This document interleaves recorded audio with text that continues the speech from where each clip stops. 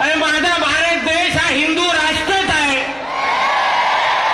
आणि माझ्या भारताचं प्रत्येक इंच जमीन ही सगळं आमच्या हिंदूंचीच आहे, बाकी कोणाचीच होऊ शकत नाही। प्रत्येक इंच या जमिनीवर माझ्या तुमच्यासारख्या हिंदू समाजाचा अधिकार आहे आणि या हिंदू राष्ट्रामध्ये आमच्या कुठल्याही हिंदूला कोणीही अगर वाकड्या नजरेने पाहत असेल तर ती नजर आम्ही जागेवर ठेवत नाही। तर आम्ही बोलत असताना प्रत्येकाने जे जे बोलतोय ते ऐकून घ्यायचंय, कारण का जी जी माहिती तुमच्यापर्यंत येणार ती माहिती आल्यानंतर जिहाद्यांची झोप उडाली पाहिजे, म्हणून यासाठी तुम्ही गप्प बसून ऐकणं फार गरजेचं आहे। मंचावर ज्यांनी आत्ताच आपल्याला मार्गदर्शन केलं आणि ते पुढे गेले ते सन्मान्य जगद्गुरू महाराज तेलंगणावरून जो दिवस रात्र त्या दोन्ही ओवेसांच्या बांबू घालतो, आता त्याला मराठी कळलं का माहित नाही। ओ राजा जी, मैंने बोला आपका नाम लेते टाइम बोला है कि जो ओवैसी के भाइयों को दिन रात बांबू डालता है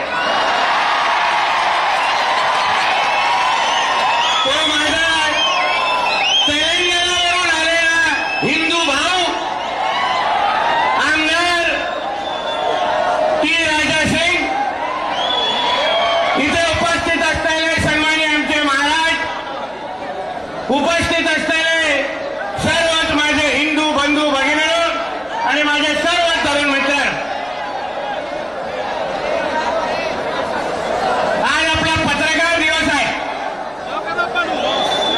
आणि मला पत्रकार नेहमी विचारतात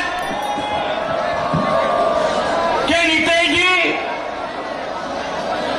आपला भारत देश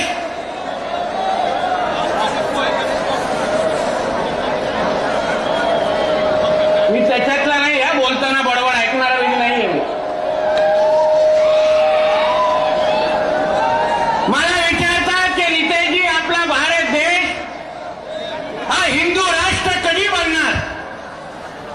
मी बोलतो कधी बनणार? आणि माझा भारत देश हा हिंदू राष्ट्रच आहे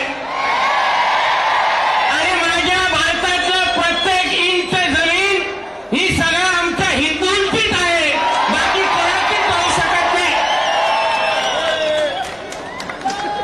प्रत्येक इंच या जमिनीवर माझ्या तुमच्यासारख्या हिंदू समाजाचा अधिकार आहे।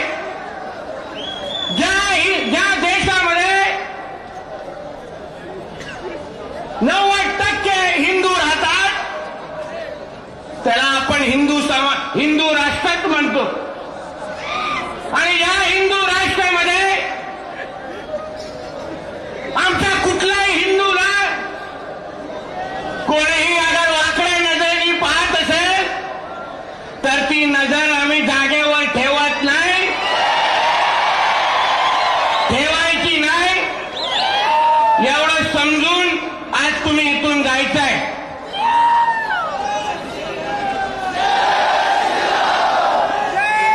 आज तुम्ही विचार करा,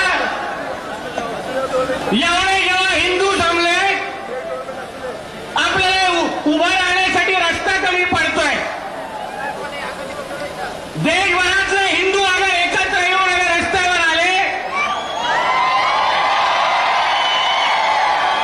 तर या दाढी कुरवण्यावाल्यांना तुम्ही कधी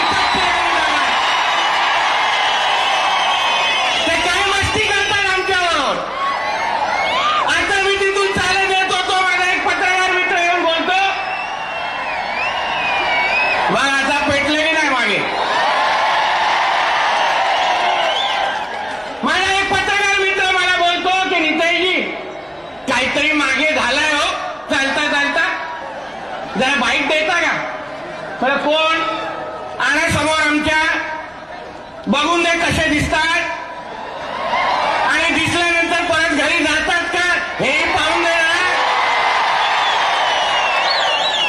आज गेलो वक्फ बोर्डच्या जमिनीवर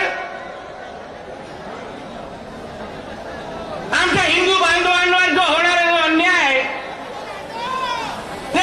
त्याला पाहण्यासाठी मी आपल्या इकडे एका भागामध्ये गेलेलो आणि बाहेर निघताना हे बाबा आता हे आता तू वरचं ते काय बंद कर, नाही तर मला भाषण डिस्टर्ब होतं, मला घरी घेऊन जायला लागेल. ते जे कोण करताय ना ते एका जागेवर ठेवा, नाही तर मग बाजूला करा.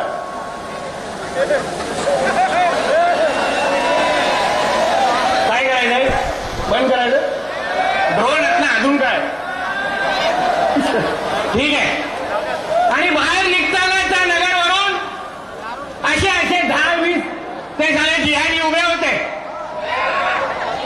त्यांना मी सोलापूर मधल्या सगळ्या या जिहाद्यांना सांगेन, या हिरव्या सापांना सांगेन, आमच्या नादी लागू नका. त्याच्यातले नाही आहोत आम्ही. तुम्ही आमच्या कुठल्याही हिंदू समाजाच्या कोणाकडे यापुढे कुठलाही अन्याय कराल तर आज तर फक्त दोघं सभेच्या निमित्ताने आलेलो आहे. उद्या न सांगता सोलापूरमध्ये येऊ आणि मग घेऊन जाऊ आपल्या बरोबर कुठेतरी. कोण आम्हाला काही करू शकत नाही, काही करू शकत नाही. कारण का हे हिंदू राष्ट्र आहे, इकडच्या जमिनीवर आमचा अधिकार आहे. कसला तो वक्फ बोर्डचा कायदा? कोण मानतो तो कायदा? ऐकून घ्या रे, काय झालंय?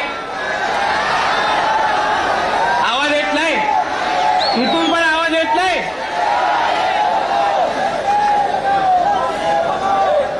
हे थांब रे बाबा, मी सांगीन तेव्हा घ्या. कार्यक्रम अटळ आहे पण सांगीन तेव्हा द्या. वक्फ बोर्डचा कायदा म्हणजे काय समजून घ्या तुम्ही. तुम्हाला जे उठसूट सांगितलं जातं कि ये हमारी जमीन है, हमारे जमीन पे आप लोग आके रह रहे हो, याबद्दल तुम्ही समजून घ्या, शिकून घ्या. हा कायदा 1995चा आहे. हा वक्फ बोर्डचा कायदा हा फक्त आपल्या देशामध्ये आहे, फक्त आपल्या देशामध्ये. असा कायदा ना कोणा हिंदूंसाठी आहे, ना कुठल्या शीख समाजासाठी आहे, ना कुठल्या ख्रिश्चन समाजासाठी आहे. अहो ते सोडा. अशा वक्फ बोर्डचा कायदा जे जे देश इस्लाम राष्ट्र म्हणून आम्ही ज्यांना ओळखतो, हा असा वक्फ बोर्डचा कायदा त्या पाकिस्तान किंवा इजिप्त या देशांमध्ये पण नाही आहे. म्हणजे ह्यांच्या इस्लाम मानणाऱ्या राष्ट्रामध्ये ह्याला वक्फ बोर्डचा कायदा आणत नाही. पण ज्या देशामध्ये 90% हिंदू राहतात त्या देशामध्ये अशा पद्धतीचा कायदा आणायचा आणि हिंदूंना तिची लोकसंख्या कमी कशी करायची, त्यासाठी हे मोठं षडयंत्र आहे. तुम्ही सगळेजण समजून घ्या.